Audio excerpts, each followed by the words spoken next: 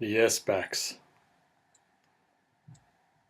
the final frontier of testing.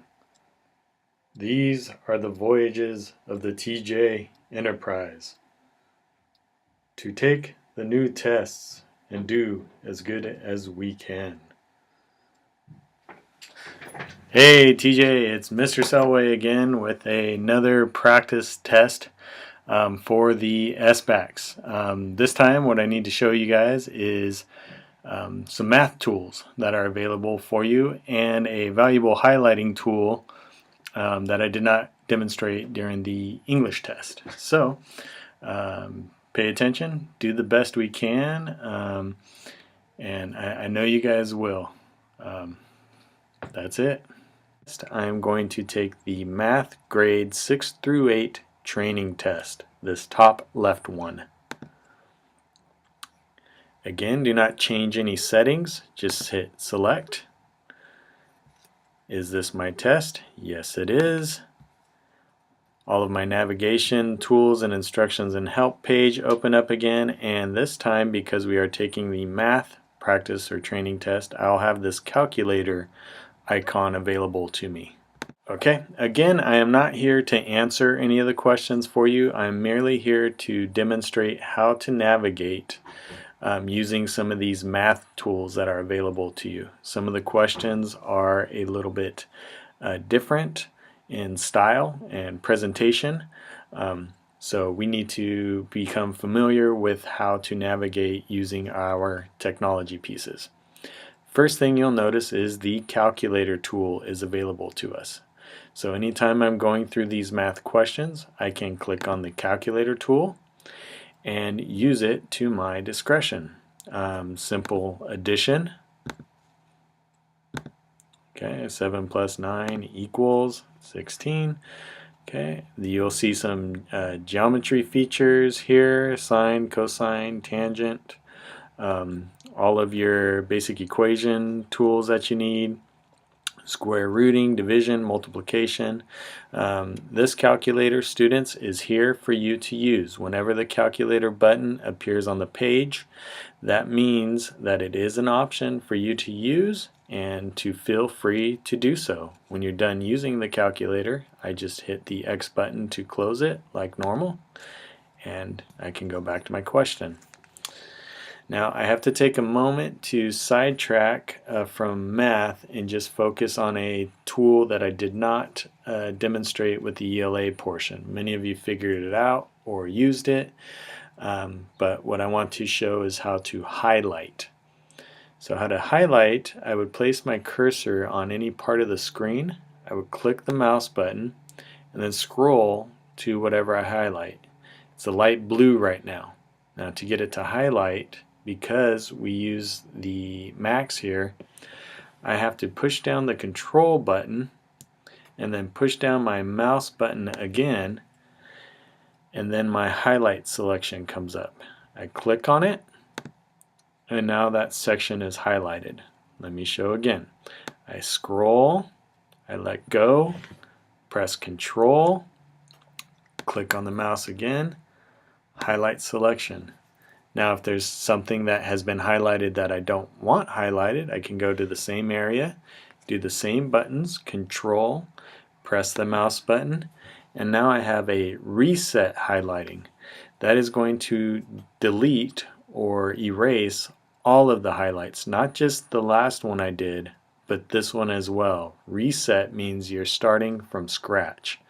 So if I hit the reset, you'll notice both of these will disappear, just like that. Okay. Now, on some of the math questions, our tools are different, our navigation is different, and how we use our cursor and the page is different. First thing to notice is our help icons have moved to the left for this question. Next question, they might move back to the right. They will be somewhere on the screen, but you just need to look for them if you need them. Okay, on this question in particular, I have like a graph paper, a grid. Okay, based on the question, I need to add points to the grid. So I click add point. When it changes from blue to white, it means I can add my points. Okay.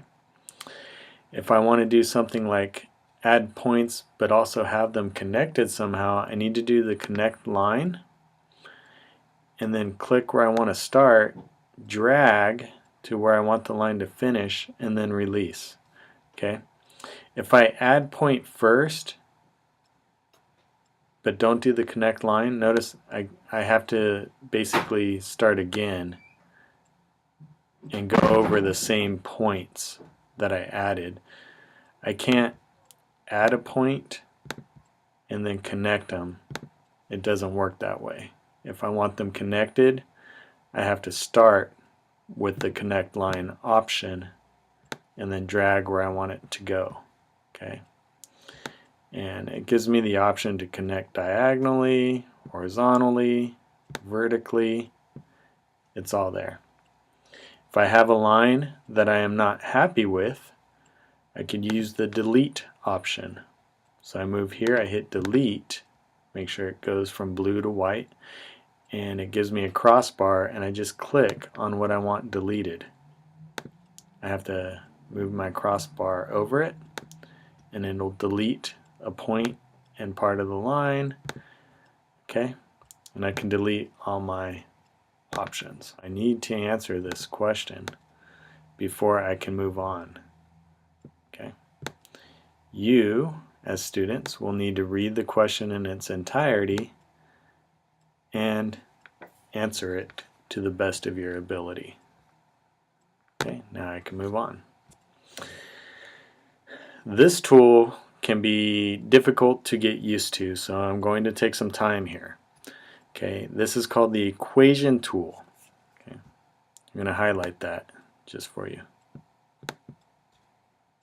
Okay, and I can use it to create expressions. Okay, so what I want to show is just basic features of it. It works kind of like a calculator if I wanted. You know, I could just hit 2 plus 2 equals 4, and it shows up there. Okay, but what if I need to do something a little more advanced than that? Okay, basic icons will just fall right into place. 4 is greater than 3. Okay, that's pretty easy.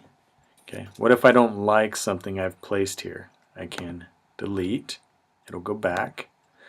Okay, what if I accidentally delete something that I decide I wish I would have kept? Well, that's what these arrows are for. Okay, these two arrows will kind of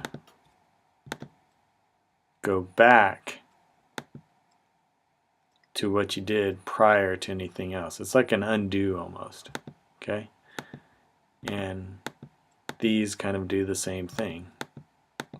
Okay, so you can go back and forth. If you do something you wish you didn't do, you can put it back. Okay,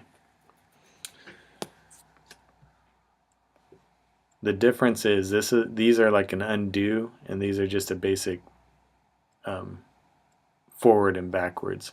So like when I deleted, okay, if I hit back on here, that 3 won't come back for me using these two.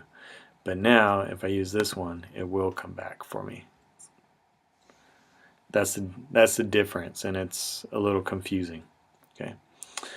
Also, you'll notice down here there's a fraction, exponent, parentheses. Click on the parenthesis button.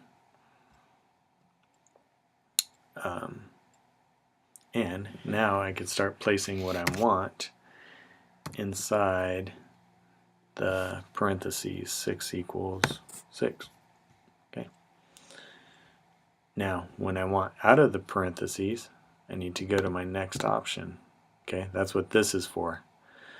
Now, I'm outside of the parentheses. My parentheses are done. I want a fraction by itself.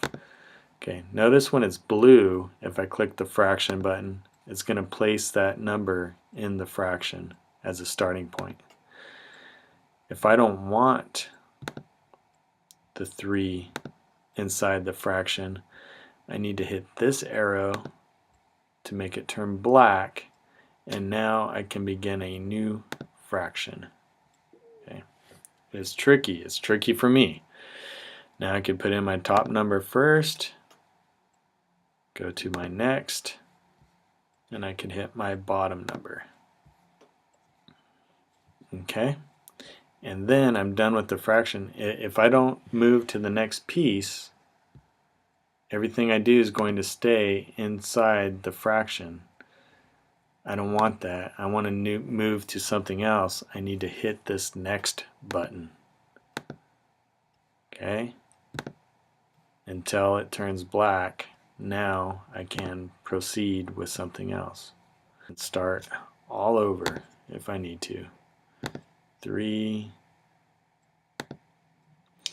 For some reason, whenever I hit another number after the first number, it automatically puts it in a parenthesis for me. I'm not sure why it's doing that. Your math teachers might be able to explain that to you. Okay, I don't want a parenthesis, I just want an exponent. So I'm just going to click the next button, and now I can do my exponent. Okay. So that is the equation tool. Now I want to highlight another piece. It says drag. Okay. For those of you not familiar with this is going to be a drag and drop process. So it gives me ordered pairs that I need to place into the graphing paper or the graphing chart. Okay, but I'm trying to drag these and it's not moving for me. It's not doing anything. Oh, that's because these same points are over here. Notice when I click on it, it gets boxed, and now I could place it wherever I want. Okay. I can move them back if I need to. I can go back to them and change their position. Okay, but notice there were 2 points on here that were already on here that I didn't drag and drop. I can't do anything with those. Those are going to stay. The only ones I can move are the ones that I'm being asked about in my question. Okay, so this is a drag and drop type question. And this one's kind of fun. This one's kind of cool. I'm going to fill this prism based off of the information. So over here, all I do is just find where the liquid needs to be in the correct height, and I just click my button and it places the liquid there. And I can change it after I do my equation and my math that I need to do to figure out where the liquid needs to be. I just click on it and it fills up. Again, I could use my calculator to help me with this and place the liquid in the correct spot in this box or this prism. Okay, and with that, I've answered all the questions for this training test. I'm going to end the test and I'm done.